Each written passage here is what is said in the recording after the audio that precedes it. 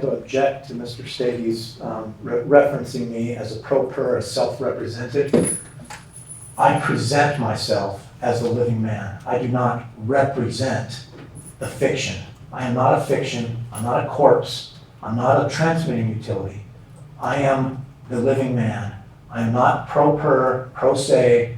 I do not represent myself. I present myself as a living man. So I object to the use of the word pro per, pro se, self-represented litigant. That is not who I am. Thank you. The state of Nevada is now in session. The Honorable Barry Breslow presiding. Good morning, everyone. Please be seated. Well, thank you, Deputy. Welcome to Department 8. We're on the record in case number CR 19-1535A. Mr. Hanty and his counsel, Mr. Silverberg, were excused from this hearing, starting with the state, and then the appointed counsel, and then the defendant. If you could please state your appearances for the record. Hello, Judge Amos, Stege here for the state. Thank you. Krishan is on behalf of Mr. Hillygus, who's present in custody. Thank you, Mr. Hillygus. Yes, and I do not consent to this for-profit corporation. I do not consent to this hearing. It's a violation of my constitutional rights, and you sworn an oath to protect those. And I'm about to put you on notice that the Department of Justice is investigating the for-profit corporation known as the Washoe County Detention Facility for violations of my ADA and my HIPAA rights. And they're also investigating NAFCARE, and they're also investigating the Washoe County Sheriff's Office and the District Attorney's Office for Fourth Amendment violations, which is illegal search and seizure, which is also including you, because the order that you issued for me as a bench warrant was an illegal search and seizure, which was done in Missouri. And so I just need to put everybody on notice that anything they say can and will be used against them. Very well.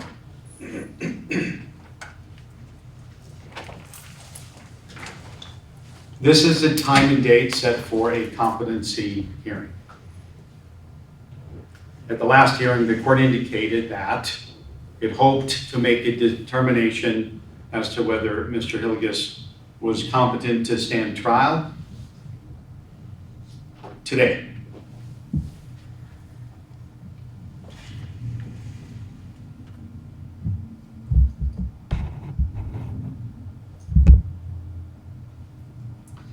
Some preliminary thoughts. First, in making that determination, the court is guided, of course, by Nevada Revised Statute 178.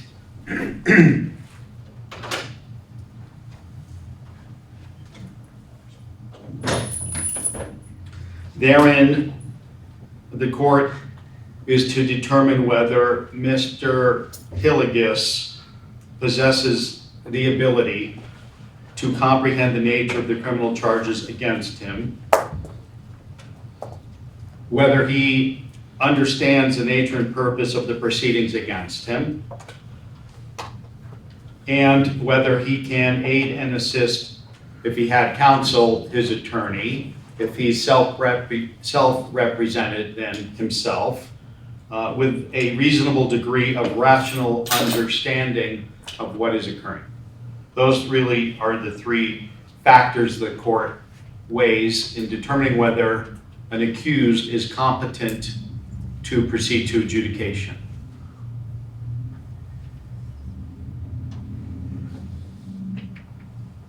Don't want to put the cart before the horse too much, but I want to tell everybody what would happen if the court determines at the end of this hearing that Mr. Hillygus is not competent to proceed to adjudication, then he would be likely remanded to the administrator for further proceedings and transported either in or out of custody, either in custody to Lakes Crossing to be treated to competency, or if the court were convinced that there were an alternative to that because of delay, expense, not the best approach, then allow Mr. Hillygus to find a safe, sober place to remain out of custody here in Washoe County and be treated that way.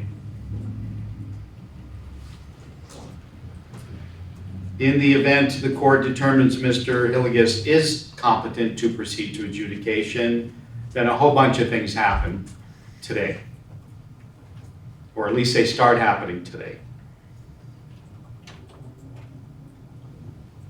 One is that the Washoe County Public Defender's Office would likely be relieved of its duty as appointed counsel for the limited purpose of the competency proceedings because, well, they would have concluded. Two, would the court relieve them of all responsibility even as standby counsel? Maybe. Probably. Have to give that a little more thought.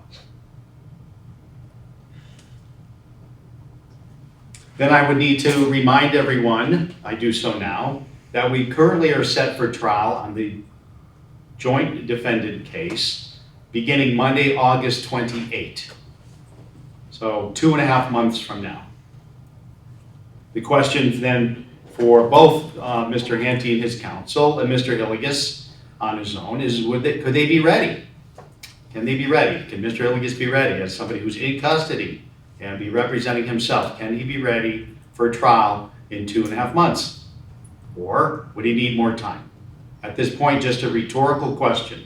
That only comes in the event the court finds Mr. Hillygus competent. And if Mr. Hillygus were to say, I can't, I would have to have him file a written motion promptly, to which the state could respond, and Mr. Hillygus could reply and submit it to the court for decision. Probably the court would have a hearing and determine what it is Mr. Hillygus would need to do that he doesn't have done or can't get done by the trial start date of August 28.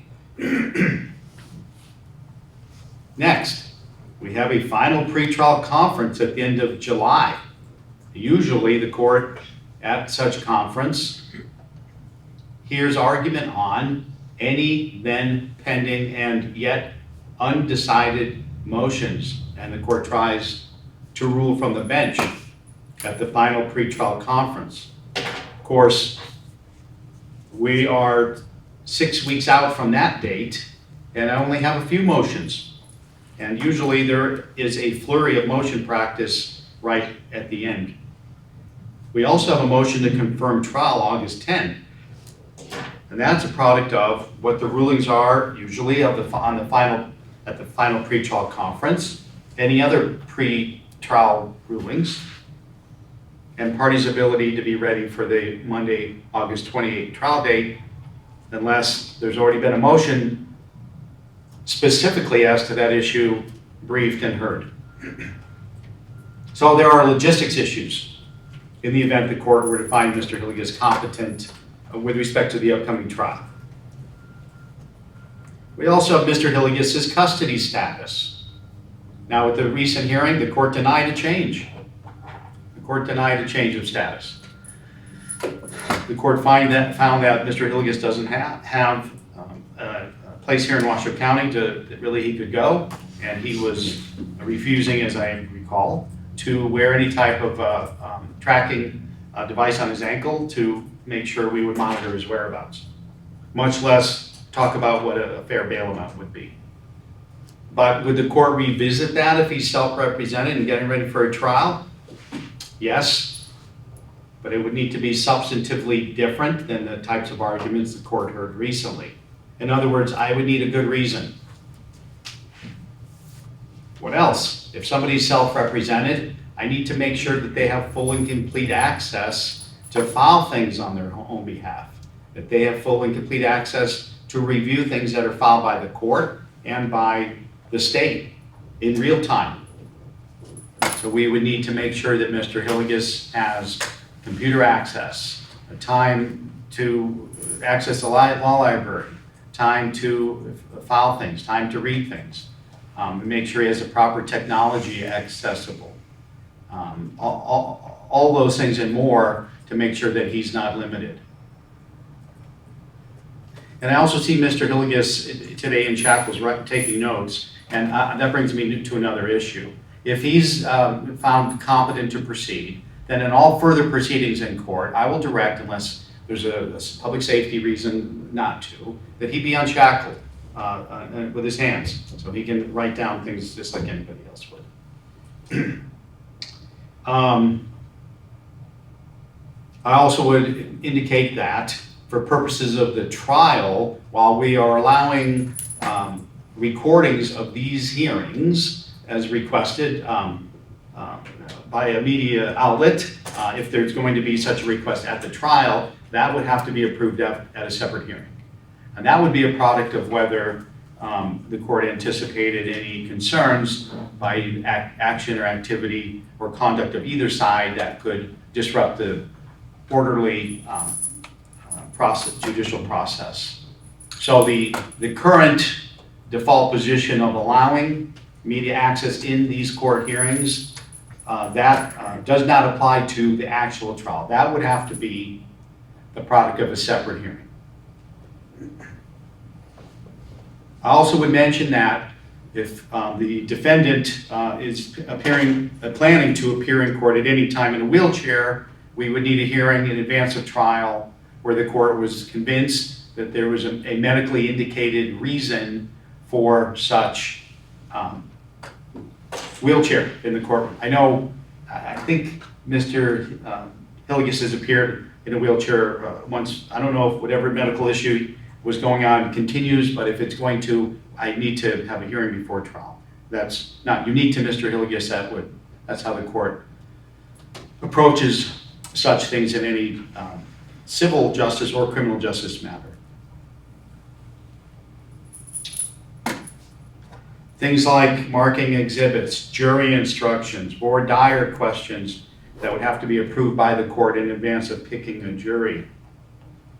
Any technology that Mr. Hillygus might want to use at the trial, any computer he might want to bring in to hook up to the screens, to show evidence, to put down, to show copies of written or electronic evidence. We need to talk about that. There are pending motions by the state, motion to strike certain filings, gag order. We have to have a hearing, as I said, either at the final pretrial conference or more likely much sooner. Court would have to revisit the prior order, the previously ordered no contact order between Mr. Hillygus and Mr. Hanty in the event that Mr. Hillygus is deemed competent to proceed to adjudication. Now, ordinarily, the co-defendant is represented by counsel, and you have counsel, your lawyer cannot go talk to the other defendant without going through the other lawyer. It violates several different ethical and professional rules. The same would hold true for a self-represented litigant, I believe, by analogy. So if the no contact were dropped, it would only be with a proviso that Mr. Hillygus could not reach out to Mr. Hanty without first going through Mr. Hanty's attorney and receiving permission. We have the issue of subpoenas. If either side wants the court to issue subpoenas to secure the attendance at trial of any witnesses, they have to identify what subpoenas they want issued and why. Or we can have a hearing and talk about what subpoenas they're going to seek and without the court's intervention. Those are, again, that's presupposing there's a decision today that the court finds Mr. Hillygus competent to proceed to adjudication. If the court finds other than that, this all is really, at this point, illegal, so what? So let's turn to the competency hearing. Here are some additional thoughts by the court.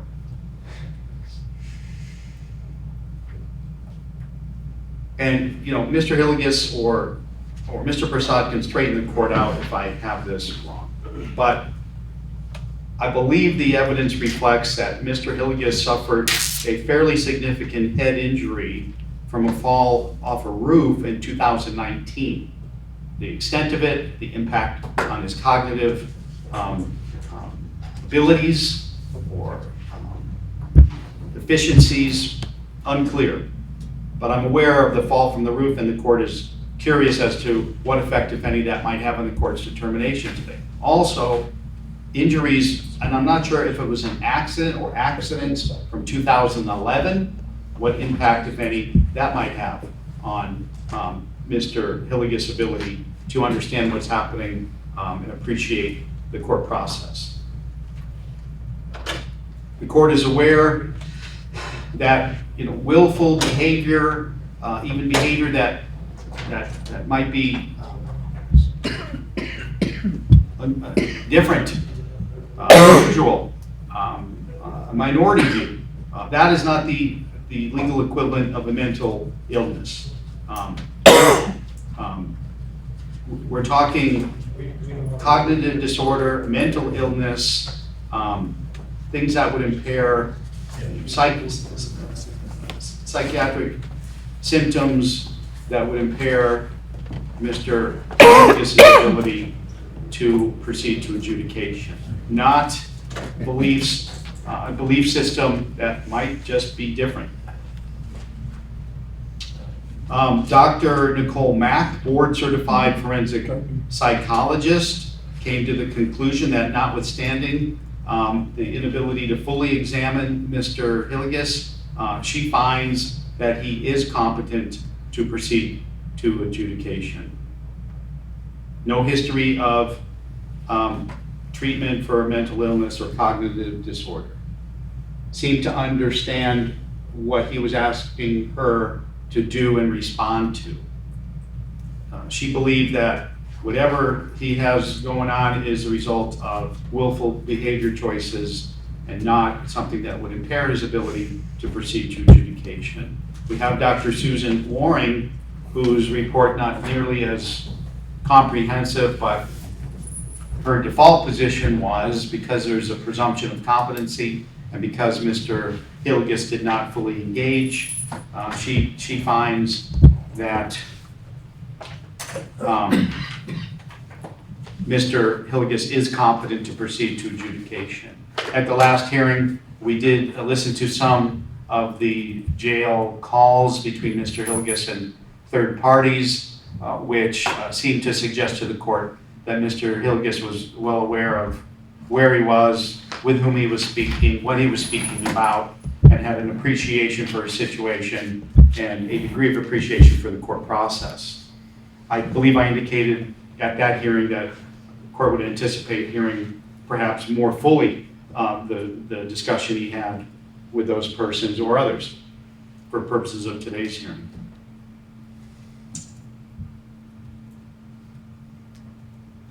The court notes that Mr. Hillygus responded to the court's questions at the last hearing about where he's domiciled, whether he has a place to go in Washoe County, things like that, and he did so in a relatively coherent, straightforward manner.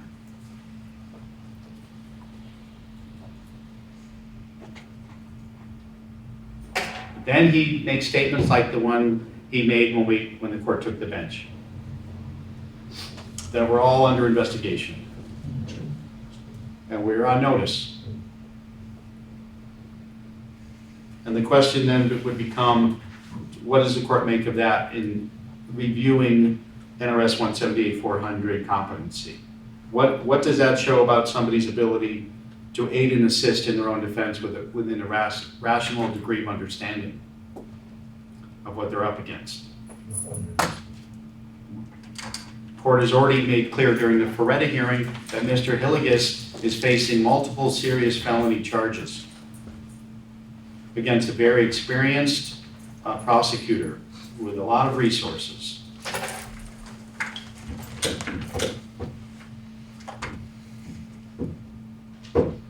So, but I'm going to make good on what I said before. I want to make a decision on this today. So I'm going to actually start with the defense. And Mr. Prasad, again, your office was appointed to assist with the competency proceeding process. A little different than close cousin to standby counsel, but as you noted in your recent filing, a bit of a difference. So I'm going to hear from you first. If you would like the court to hear from any witnesses, I will. If you want the court to hear from any recordings, I will make argument. If you'd like the court to hear from Mr. Hillygus directly, I will. But at the end of the day, what is your view of whether your client is competent to proceed to adjudication, please? Thank you, Your Honor. At this time, I was not planning on calling any witnesses or providing any additional information to the court. I reviewed both of the evaluations provided, and I don't see a reason to traverse them. I understand that Mr. Hillygus was not the active participant in the evaluations the court would want to see, but I do know that in both evaluations, I think some extra work was done. It appears Dr. Lauren's evaluation included a 15-minute observation period of Mr. Hillygus, True. as well as, I believe, some review of medical history. And it appears from Dr. Mack's evaluation that they had long conversations with staff at the jail, as well as reviewing documents to get a better understanding and idea of Mr. Hillygus. So I think on those, I would note that these are not just, well, we have no choice but to find him competent because he didn't meet with us, but I think there's some deeper investigative work involved that helps inform their conclusions. I think I also have no plans to traverse them because based on my interactions with Mr. Hillygus, I have not, I do not have a reason to believe he's incompetent at this time. I obviously was not present when competency proceedings were initiated. I don't know if I would have initiated them based on my interactions. Granted, these have been only over the last couple months. And so I think given the totality of all that, the two reports, my interactions with Mr. Hillygus, I have no reason to traverse the findings. I don't plan on traversing them at this time. One moment, Mr. Hillygus.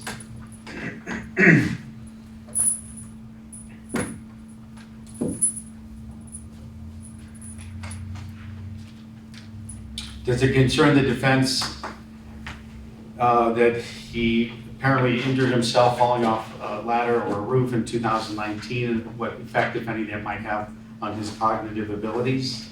I think the effect on his cognitive abilities would already be present, right? This was not a recent fall that happened at the jail that might be now creating new effects. So I think our interactions with him are inclusive of any effects that fall is having on his cognitive abilities. And as I indicated to the court, based on my interactions with him, I don't interact with him one way and then read these and think, that doesn't make any sense. I need to traverse these. There have been cases where where I received competency findings and I don't see how that came about based on my interactions with my client. I think in this case, I don't feel that way. I think the conclusions, I don't see a reason to traverse. And again, the evaluators who I do think as professionals get a little bit of deference in the way they evaluate the conclusions they come to. They've done the extra legwork. They've done an observation period. They've spoken to others, and I didn't see anything in their reports that would set up alarm bells. Mr. Hillygus, do you want to address the court? Go ahead, sir. I would. I object to the hearing on multiple reasons. I have not been provided any of the documents that we're talking about today, so I have not seen any of that, so I've not been properly noticed or served. There are jurisdictional challenges that have been placed before you, and they have not been responded to with a finding of fact or conclusion of law. So I therefore continue to challenge your jurisdiction in this case. I have not seen a finding of fact or conclusion of law which gives you jurisdiction over me personally, because you have stipulated by your silence that I am one of the people, I am a natural living man, I am not the fiction, I'm not the vessel, I'm not the transmitting utility.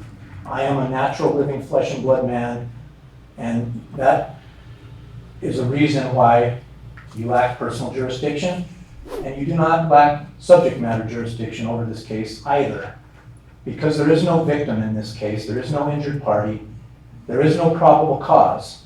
This case all started, and by the way, there is a FOIA request that is being looked into, for the federal government is looking into why I was arrested in California, in LA, without a warrant. That there was a warrant issued in Nevada based on no probable cause, based on a falsified document by the officer who investigated this, Allison Jenkins. And they also did an illegal track and trace of my cell phone. And the same thing happened in Missouri. It was an illegal search and seizure. And the Nevada Supreme Court recently in Mack, in the case of Mack back in December, ruled that anybody that does an illegal search and seizure loses immunity if they violate your constitutional rights. Just about every one of my constitutional rights, from the First Amendment through the 10th, minus the second and maybe the third, but the 4th, 5th, 6th, 7th, and 8th, and 9th, have all been violated by this court and by the prosecutor. Let me ask you a question. So the FOIA is looking into. Please stop just for a moment. We're just, at this point, Yeah. we're talking competency to proceed to adjudication. Okay. And you heard some of my comments about the fall you had in either of the ladder or roof in 2019, the injuries in 2011. The court wants to make sure that whatever happened to you there is not going to affect you in such a way that you won't understand what you're doing and within a rational degree of understanding. Appreciate the court process, even if you disagree with it. File motions, make arguments like this. Can you explain to us at all whether that's something that is a challenge to you, has harmed you, or you think you're good? I don't know where the court discovered this information, but I have not consented to any of my private confidential health care information, HIPAA, that's Health Insurance Portability and Privacy Act. It's been violated by NAFCare. Multiple evaluators have violated my HIPAA rights. Those are federal rights that I have to my confidentiality of my health care records. Well, is your response, Judge? I'm not going to answer that because I don't think you have the right to ask me. I object to the evaluations because Dr. Loring filed a false report. We did not meet for 15 minutes. She discovered information that I had specifically requested the Washington County Detention Facility and their subcontractor, NAFCare, not to release any of my confidential private health care information. I was told by the NAFCare nurse that took me in an intake that everything that I told her would be kept confidential. Well, for purposes of a competency hearing, the court needs to make an informed decision, and the evaluators need to make an informed decision. And they look at your physical health, they look at your mental health. You understand that, don't you? No, the reason for the competency evaluation is I challenged your jurisdiction. To cover yourself for the jurisdictional challenges, you didn't like what I was saying about challenging your jurisdiction. You decided that I was incompetent. So you issued... I never decided you were incompetent. I said the court had concerns about your competency to proceed to adjudication. I responded to that order on February 9th. And I explained that I did not consent to meet with Dr. Deborah Fletcher, I believe her name is, or Debbie Fletcher, or Amy Patterson. And I also responded on June 30th and August 11th with what's called a writ of coram nobis, and it's recognized in the Nevada Supreme Court as a writ of error. And I filed that. You still have not responded to those writs, those 3 writs of error, challenging your jurisdiction and explaining to you my status and standing. I stand on the Constitution. I stand on the Declaration of Independence. I stand on the Articles of Confederation. I stand on the Bible. And I stand on the Federalist Papers. And my standing is one of the people. And you have not responded to this jurisdictional challenge, and I've provided a document to Krishan Prasad, and I asked him to file that. I asked him to mail it to my residence. He failed on both of those counts, and he told me today that he still has the documents that I asked him to file, challenging your jurisdiction. So I'm asking for a finding of fact and conclusion of law that you have jurisdiction over me. You're a corporation. You're a for-profit corporation with a Dun & Bradstreet number. I do not consent to this corporation, and I do not consent to this hearing. I'm being unlawfully detained and held. I have not committed a crime. There are no victims in this case. There are no injured parties. I have not committed any crimes. I'm being held against my free will. I have not consented to the corporation of the Washington County Detention Facility or the Washington County Sheriff's Office. I do not consent to being taken against my rights in Missouri without a proper search warrant or a valid arrest warrant. The two magistrates in Missouri dismissed this case for lack of jurisdiction. They understood that they lacked jurisdiction over me. There was no injured party, and I was still unlawfully detained. The Nevada legislature is looking into this case. The United States Senate is looking into this case. They're considering impeachment proceedings.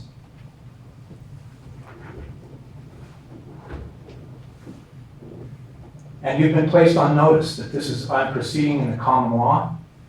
and I believe you've been given 2 notices, and you have not responded. So your silence equates to your stipulation that I am one of the people, I am proceeding under the common law, and that there is no injured party in this case. This case must be dismissed. I ask to be released immediately. I am being detained against my free will. I have not committed a crime.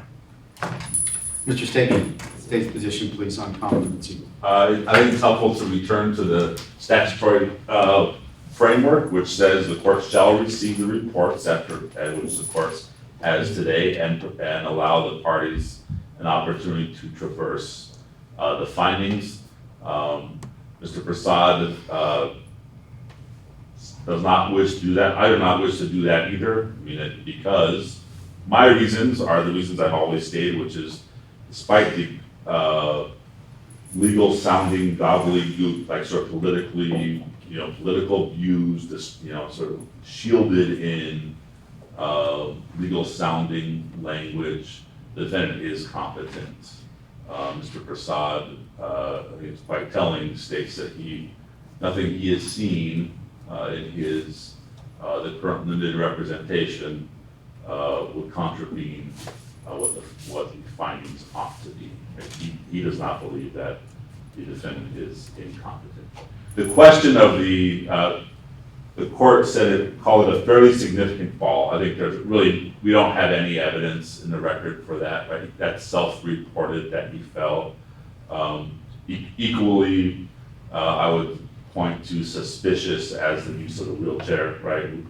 Every time he's out of custody, every time he's driving, no wheelchair, and here we have sort of this political and sort of sympathy engendering use of a... Well, the reason I brought it up today preliminarily were twofold. One, to let you know if the court does adjudicate Mr. Hillygus competent to proceed, then before he comes into trial with a wheelchair, there's going to be a hearing on medical necessity. The second reason is that, if there were concerns about his physical well-being and impact on cognitive abilities, if somebody's showing up in a wheelchair, that makes the court curious what's going on with this person. But he hasn't been in a wheelchair the last few times. He seems vigorous and strong, articulate. And so the question is what he's doing, is it rational? Is it rational? Is it rational understanding of what's happening here? Your view is it does. Yeah. Because let's all agree on something. If the 2 evaluators come back with the opinion, which they did, that he's competent to proceed to adjudication, that is certainly can be persuasive to the court. That can be extremely informative to the court. It's not binding on the court. It's not binding. There's no shall, nor should there be, because it takes out the judicial role to make a fair and impartial determination. But you're saying both. They came in, they both said competent, and you should exercise your discretion, Judge, not to yourself traverse them based on what we have here, right? Yes, and because they relied on the type of evidence that we would expect them to rely on, despite the distasteful political views that the defendant is espousing, the deliberate, trying to railroad and grandstand at every opportunity. They used both that and the routine collection of evidence by the jail to show that he is competent. I would ask the court to adopt, for example, both the civil cases, the GR and the PR case numbers in which the defendant engaged in self-representation in a similar manner without any barriers to competence. Now, Dr. Loring is here today. I offered to call her to sort of underscore or highlight some of the things in the evaluations, and I would predict she would say nothing she has seen here today or at the last hearing would change her opinion. Well, I'd like to hear from her. Okay. If he could say exactly what you believe she would say. Let's Yes. call her at this time. Okay. Dr. Loring, if you could please come forward.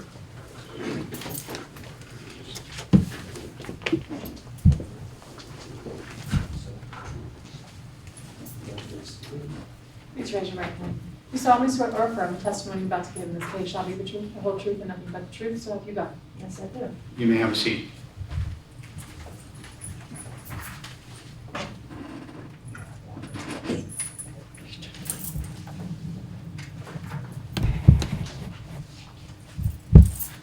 And before you state your name, and first of all, make yourself comfortable, please slide in and bring the microphone in pretty close. Before she starts testifying to the question, do I seal this portion of the hearing because she may go into Mr. Hillygus' medical, physical and mental health issues, and ask that the recording cease at this point and the transcript be sealed, because this is going into areas that might be considered otherwise private and not subject to public dissemination. Yes. What do you think, Mr. Prasad? Do you need a moment to discuss with Mr. Hillygus, or? I think out of abundance of caution, it should be sealed. I think it's likely she's going to go into some of those factors. Just to protect Mr. Hillygus and make sure that information that might be disclosed here doesn't get out into the public. Mr. Hillygus, you want to say something? I just want to place on the record that there is an investigation by the DOJ for HIPAA violations, so anything that this witness states can be used against her. All right, thank you. The court orders that this portion of the hearing be sealed. The minutes shall not be filed other than under sealed level of security or further order of the court. The court asks those that are currently videoing this hearing, please stop at this time, and then we'll resume when this witness is done testifying. Mr. Stege, anything else you'd like the court to, your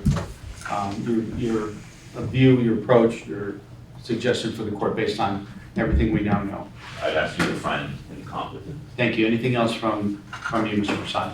I have nothing further to add. Thank you. All right, thank you. Give me just a moment, please.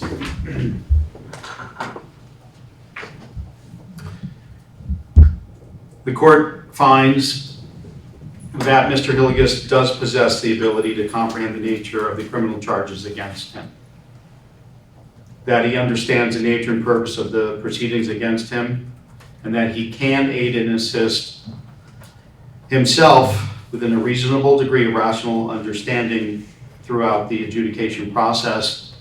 Furthermore, in the event the court were to appoint counsel or Mr. Hillygus change his mind and hire counsel, he could assist that person during this process. So, Mr. Hillygus, the court does find that you are competent to proceed to adjudication. So now let's spend a couple minutes going through what happens now. I gave a preview of what might happen, what issues might be in play, but now it gets more direct. The first thing is I order the Washington County Sheriff to please release your arm restraints so you can take notes a little bit easier. Deputy, unless there's a public health or safety reason you can think of. All right.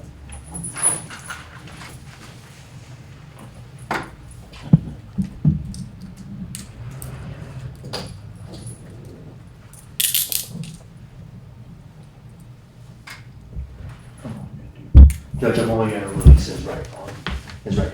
Are you right-handed, sir? Yes. All right. For now, that'll work for today. Going forward, it may be both, particularly if you're sitting by yourself.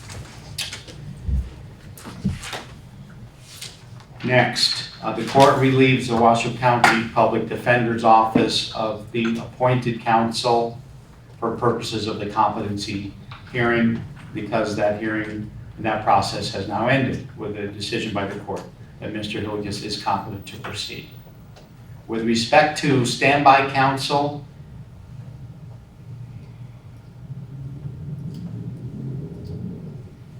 if I relieve the Washoe County Public Defender of their role as standby counsel, there are a couple issues there. One is that if Mr. Hillygus later were to determine he could use their advice and assistance and be a resource to sit there and help answer questions, it won't be there. There'll be an empty chair there. Or if we go to trial, there'll be a co-defendant and a co-defendant's counsel there. The other issue is I really want to make sure Mr. Hillygus has easy access to file things and review things that are filed promptly.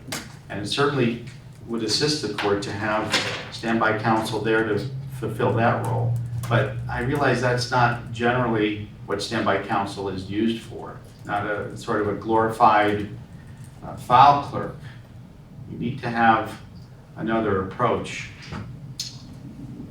Mr. Prasad, any thoughts on, you can see the court really it wants to thank very much the assistance you've given to this point in your office, and excuse you from any further role. On the other hand, I'm just wrestling with the idea that I want to make sure that Mr. Hillygus has the opportunity, because he's in custody. And if he were out of custody, it would probably be a little bit of a different analysis. But he's in custody, which means he only has so much time out of his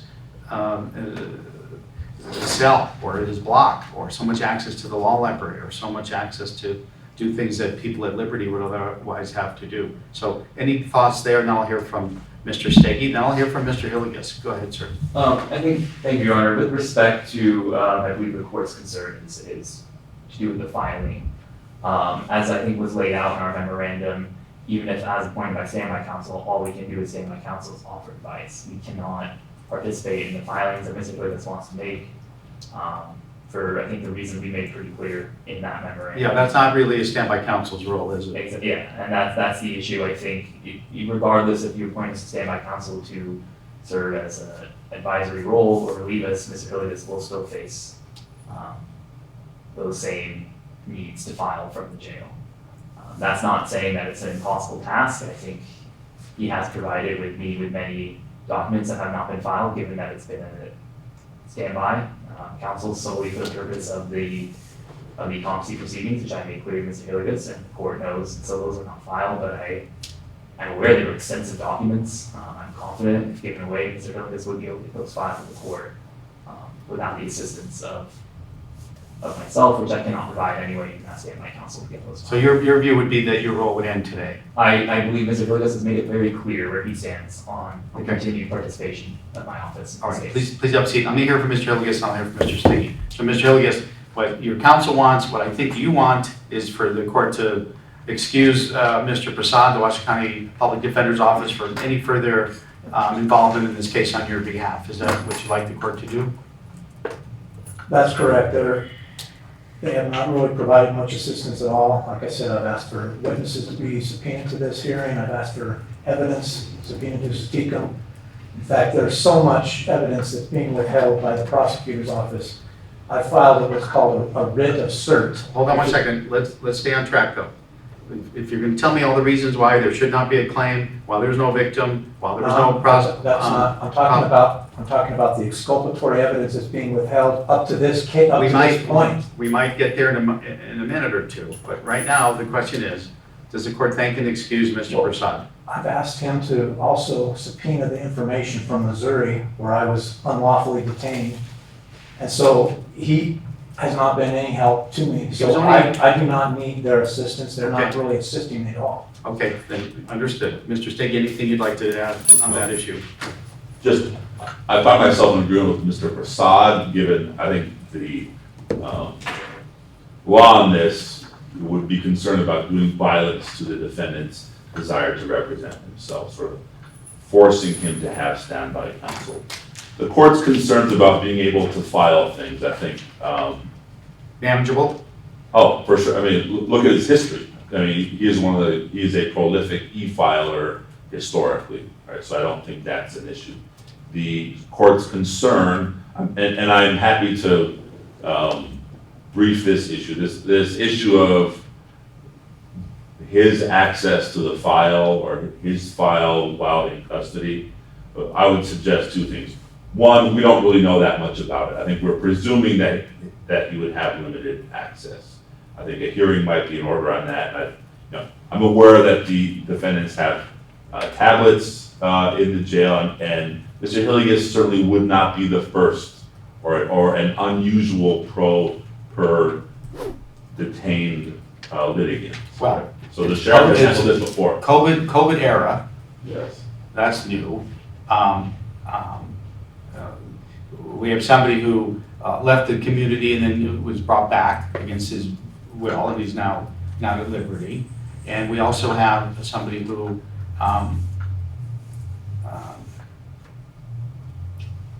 we have a trial date coming right down the track here. Right. So we have a lot going on that we have to make some decisions on pretty quickly. Yes. To use the court's word, I think that's completely manageable by sheriff's staff at the jail. I mean, frankly put, he doesn't have a whole lot else to do but prepare for trial. I know also that, you know, since this case has developed, we're much more skilled at using electronic discovery. I mean, the entirety of this case is available in electronic form. So I would not want, nor would I suggest that the court is detained status and pro per status, that would be a cognizable barrier to self-representation or the trial date for that. Well, as to the first thing, the court agrees as to whether we're still looking at the August 27th trial, 28th trial date. We're going to talk about that shortly. All right, then without further ado, Mr. Prasad, you're excused from further involvement in this case. Thank you, and to your office for the work you've done to this point. Wish you a pleasant afternoon. Thank you, Your Honor. Thank you.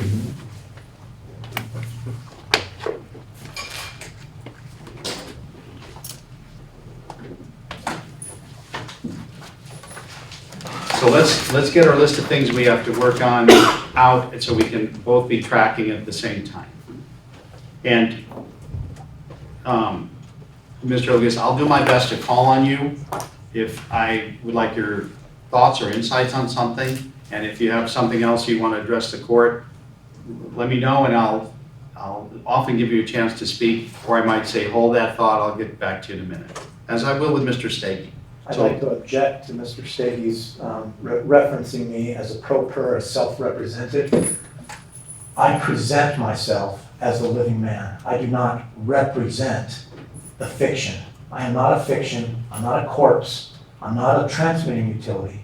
I am the living man. I am not pro per, pro se. I do not represent myself. I present myself as the living man. So I object to the use of the word pro per, pro se, self-represented litigant. That is not who I am. Thank you.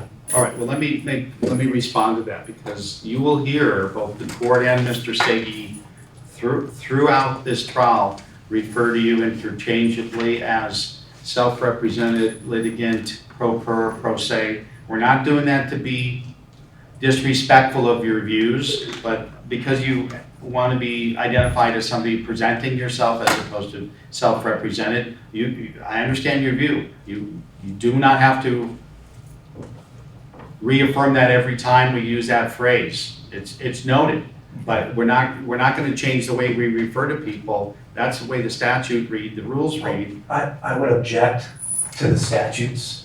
Statutes and codes are not law under the Clearfield Doctrine, which is in Black's Law Dictionary. Clearfield versus the United States. Since governments have chosen to incorporate, they have to follow the same rules of corporations. So under the Clearfield Doctrine, this court lacks jurisdiction over me as a natural living man. I am not a fiction. But you're repeating yourself now. Well, I'm expressing the Clearfield Doctrine, which is in Black's Law Dictionary, Clearfield Trust versus United States. And I'm also expressing Self versus Ray and Donovan versus Doan Administration and Rundell versus Delaware versus Rundell. I understand your position. Now, let's move forward.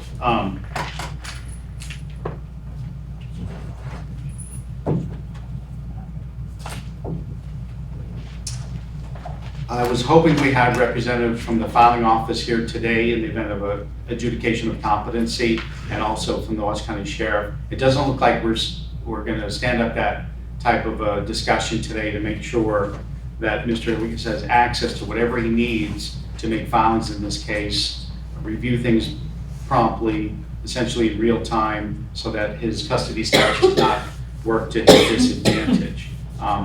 What I would like to do is set a hearing. Unfortunately, the court's not available next week, and then I'm in trial the following week, but I can set a hearing first thing in the morning, or actually 1 o'clock in the afternoon, July 6th, 1 in the afternoon, July 6th, where we can cover a couple things, including making sure that there are no technology or logistic impediments to Mr. Hillygus's status of being a defendant, representing himself or presenting himself while he's at the jail. Will July 6th at 1 o'clock work for the state? No, Your Honor, I'll be. throughout that week? I'm out, actually 2 weeks, that first. So I would prefer perhaps if we could be at the end of a calendar, latter part of June, if that's available.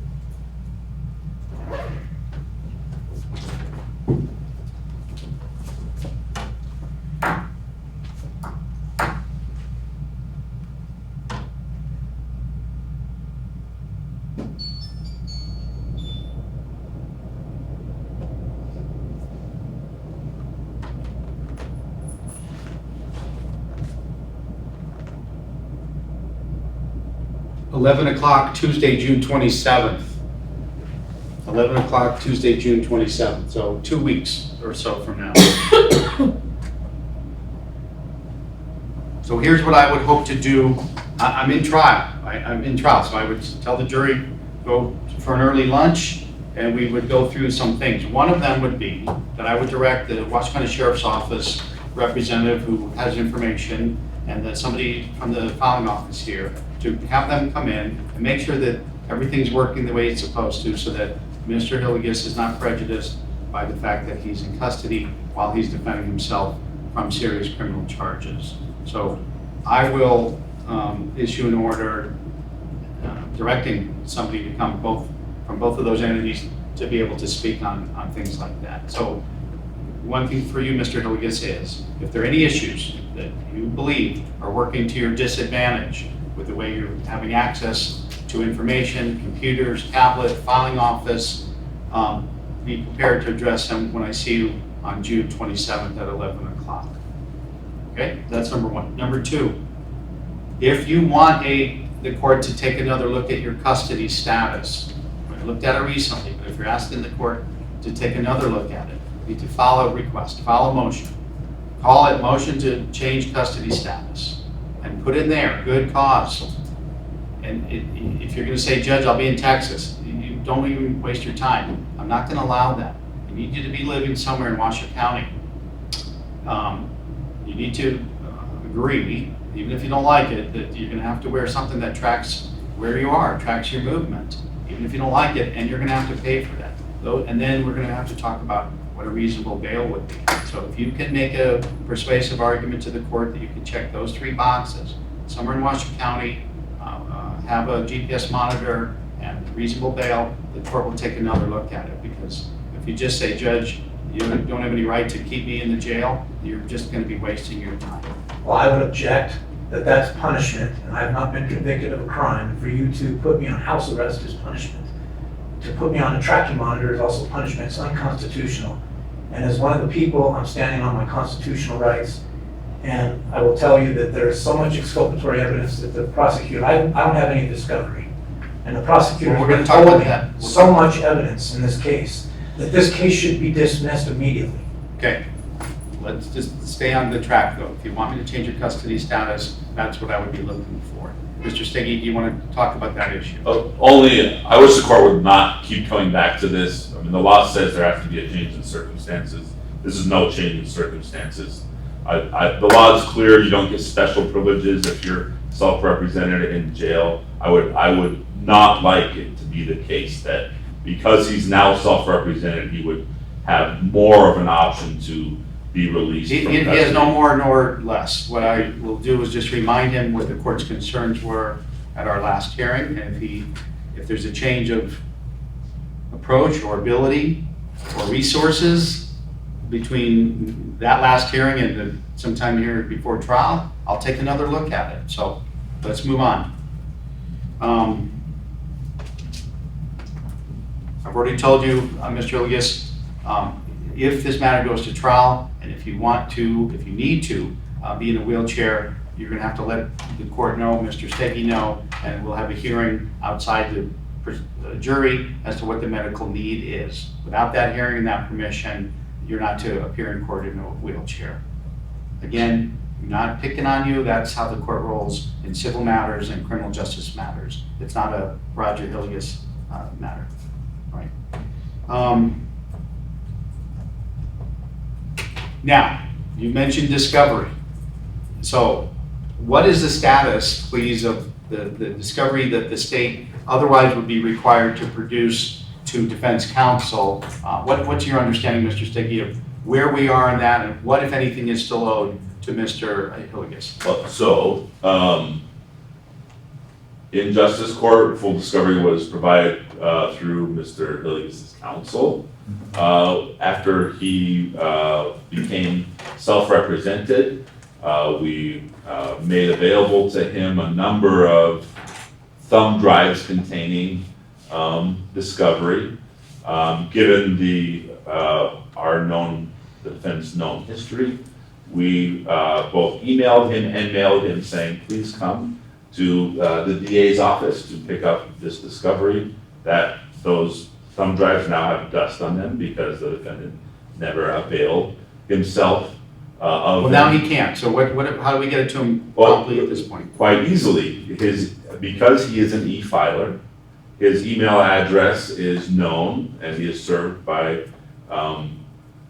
in eFlex to his email address. We now can deliver discovery to an email address. So shortly that will happen. Now, to avoid any games that this case has been plagued with from the defendant, I would ask that he, before the court, tell you his email address so that we can avoid any shenanigans related to this. Well, you need his email address and his eFlex.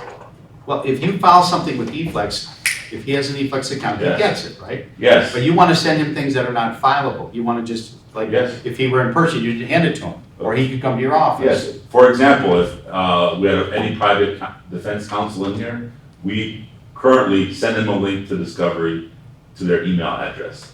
Now, I know that he has eFlex, and I've heard him complain on jail calls about eFlex. So rather than just, and I suspect it's the same email address, but I want him right now to affirm to this court what his email address to, or ask that the court do that. If not, I'll just send it to the email address that's on file with eFlex.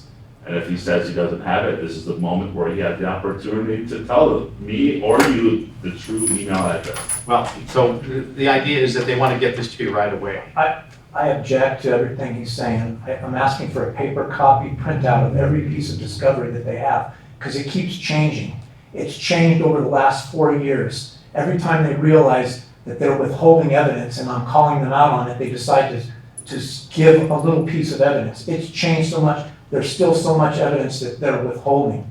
Those are criminal acts. They're withholding evidence, they're tampering with evidence, they're tampering with witnesses, and Well, I need a paper printout of the copy. I don't have access to a computer. I don't have access to a law library. I don't have access to email. I don't have access to everything that he's saying, thumb drives. If he wants to provide me the discovery, they need to print the discovery out and provide it to me where I'm at. I'm in a cell. I'm in the cell 22 hours a day. I do not have access to a computer. I do not have access to a law library. I do not have access to a printer or a typewriter or any kind of way to do research. So I'm asking them to provide a printout of the discovery because it keeps changing, and it's changed over the last 4 years. Well, some of it I'm going to assume is not printable. Some of it is audio or videotape. Is that right, Mr. Stege? Yes, and I'm grateful for my use of the term shenanigans, because he jumped right to a shenanigan. There's no, our statutes on discovery don't entitle him to paper versus any other form. He has a right to inspect and copy the discovery. This is superior to any method. And so. Superior to any method? Well, the idea that, so we give him paper, he's gonna engage in shenanigans saying I didn't get all the paper. We know it's in the court record that he has access to email, because I showed in my motion, my second motion for gag order, that these Nazi-themed missives that he's sending are coming from an email, through email correspondence between him and others. So email is the perfect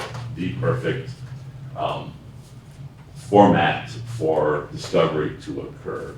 And I do not believe it would be appropriate for the court to dictate which that paper be given rather than electronic copies. Well, here's the way I'm intending to handle this. The way I'm intending to handle this is to make sure that you have a tablet, computer access, law library access, and the ability to prepare for this trial.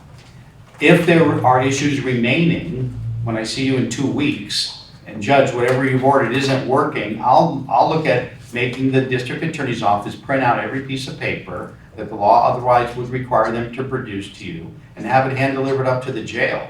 But I'm gonna let 2 weeks work to see if the email method works and the eFlex method works, because that is no different than what somebody who's not representing themselves or presenting themselves would have. And I do not have access to eFlex, I do not have access to my internet, I do not have access to my email. I'm in a cell 22 hours a day without access to a law library. well, here's the without- reality. Let's suppose No that internet, no computer, if you nothing. convince the court of that, if you convince the court of that, So you're saying 2 weeks of the same? So I'm not getting out to go to a law library, I'm not getting out to have access to a, well, hold on. I would say Computer, 2 weeks of the same. keyboard. I'm going to assume the Washington County Sheriff's Office, I'll issue an order that the Washington County Sheriff's Office knows, either they know right now because we have deputies here, or they'll know by the time, the next day or two when I get an order out, that you're representing yourself, that you're presenting yourself, and that I'm expecting them within, safety for you and others up there themselves to make sure you have resources available to review information, send emails, and make filings. all And so- day long, not just for an hour. That's not gonna be all day long, but it's gonna be for more, My obviously. waking hours? I'm gonna review some of the other approaches used in cases like this and come up with a reasonable. A printer, a computer, a I laptop, understand. internet, so I can do research.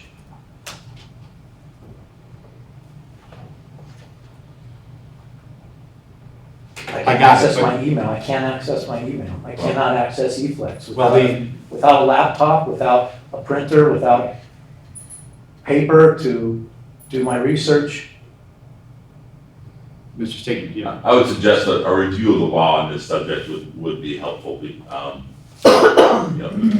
confident, and I'll try to prepare a bench memo for the court on this issue, but this isn't doesn't turn into a Burger King situation where you get whatever you want, right? Where the jail has to bend over backwards, or the court has to order special accommodations because the jail is used to it. Let me just say this. Here's my mindset. Reasonable access in order to properly defend himself. I agree. Okay, reasonable access. Is that a clear line? No. Does it mean he has the ability to file things? Yes. The ability to access a computer, do internet research? Yes. Access to law library? Yes. But he also has to make sure he can access his email, and because the district attorney will serve things, distribute things to defense counsel that way. So, but right now I'm hearing from Mr. Hillygus that is limited or non-existent on many things, so we're gonna make sure that doesn't become an impediment to his reasonable ability to defend himself. But we're gonna drill down on it when I see you in 2 weeks and 1 day. Between now and then, I just have other matters I'm gonna have to do. I'm gonna order this, Mr. Hillygus, that you make sure that if you're not comfortable stating this on the record, in open court and having this possibly played on the internet later, what your email address is, you can do, if you want to, tell us what it is. If not, when I go off the bench, I'm gonna have you, I order that you tell Mr. Stege what it is. He has it. Okay, well, It's through eFlex. no, It's the email that's used on eFlex, he has it. It's the same email that they use on eFlex to send me, it's my email, he's got it. well, do you know off the top of your head what it is, Mr. Stege? Could you identify it? And I'll ask Mr. Hillygus, is that the email he's referring to? I'm getting to it. Okay. While he's doing that, let's go forward because we have more to talk about here.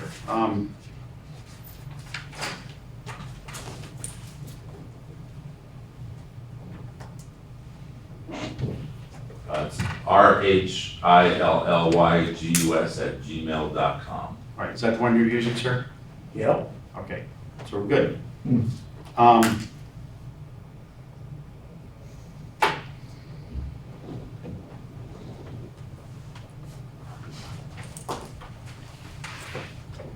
So let's talk about this June 27th hearing we're gonna have in 2 weeks to make sure that you're having reasonable access to technology and information to be able to defend yourself. If you believe that you're gonna need a trial postponement, because trial is currently set for Monday, August 28th. I wanna hear, if you're in a position by June 27th to know whether you're seeking a postponement, to tell us. You can tell us on the record. You can file a motion, but if you know on the record by that time, you can tell us, Judge, yes, I'm gonna need a postponement. Or Judge, I'm gonna be filing a motion later today. Or Judge, I filed a motion yesterday and for the good cause reasons. Mr. Hillygus, listen, I realize it's June and the trial is at the end of August. I know that's a short period of time. And we're not gonna do things that, because of the competency hearing and the delay, it's gonna work to your disadvantage. Now, I know Mr. Stege is gonna say a lot of the delay was, self-imposed here by your actions. I'm beyond that right now. I wanna make sure you have enough time to prepare. So give some thought to whether you're gonna be asking for a postponement. You don't have to tell me now. You can give it more thought. I keep wanting to go back to this court lacks jurisdiction, and there's all kinds of Well, scope. we're gonna have a hearing. This case should be dismissed, Your Honor. You've got plenty of information in front of you that I have not committed a crime. There's no crimes committed here. There is no victim, and there's all kinds of exculpatory evidence, which includes a writ of cert filed with the United States Supreme Court naming Amos, Stege, and Christopher Hicks as perpetrators on RICO. And there's also right now a FOIA request. The federal government is looking into why I was unlawfully taken in LA and in Missouri under a Fourth Amendment violation, which is an illegal search and seizure without proper documentation for a search warrant or an arrest warrant. Well, okay. So when that FOIA comes through, it's gonna be federal. Well, here's my take on it. And the investigation that's happening right now with the for-profit corporation known as the Washoe County Detention Facility and the Washoe County Sheriff's Office, for-profit corporations run by Mark Bello and Darren Balaam. They are under investigation for ADA violations and for HIPAA violations, and for Fourth Amendment violations, illegal search and seizure. And the United States, or the Nevada Supreme Court ruled in Mack back in December that anybody that does an illegal search and seizure loses any immunity, and they are personally liable and responsible. So that's what's being investigated right now. And so if there needs to be a continuance, I'm not asking for a continuance. I'm asking for this case to be dismissed. I'm asking to be released because I'm being unlawfully held and detained. Thank you. Trial's at the end of August. Right now, you're like, that's great, but Judge, I'm gonna be filing motions that are gonna lead to this case being dismissed, so there's never gonna be a trial. I get that. I object. I don't file motions. I file notices and demand because this is I'm proceeding under the common law and NRS 1.030, the common law. I am one of the people, and that's how I've expressed my status and my standing. I stand on the Constitution and on my status as a natural flesh and blood living man. This is my court. I'm opening up a court of competent jurisdiction, and you lack jurisdiction in this matter. So this case shall be dismissed with a notice to dismiss because you lack jurisdiction. And when that, I will get that to you as soon as I get it from Mr. Prasad.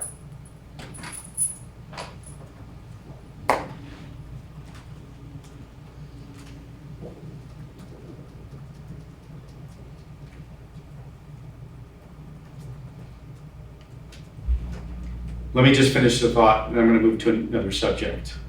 In the event there are pending motions that have not been decided, the court will hear them and make decisions on them, hopefully from the bench, on July 27th at the pretrial conference, if the case is still pending at that time. I'm not at this point gonna take time and discuss any further things like voir dire, jury instructions, marking exhibits. If and when, we'll have a discussion on that at a later time. Custody status I've already referred to.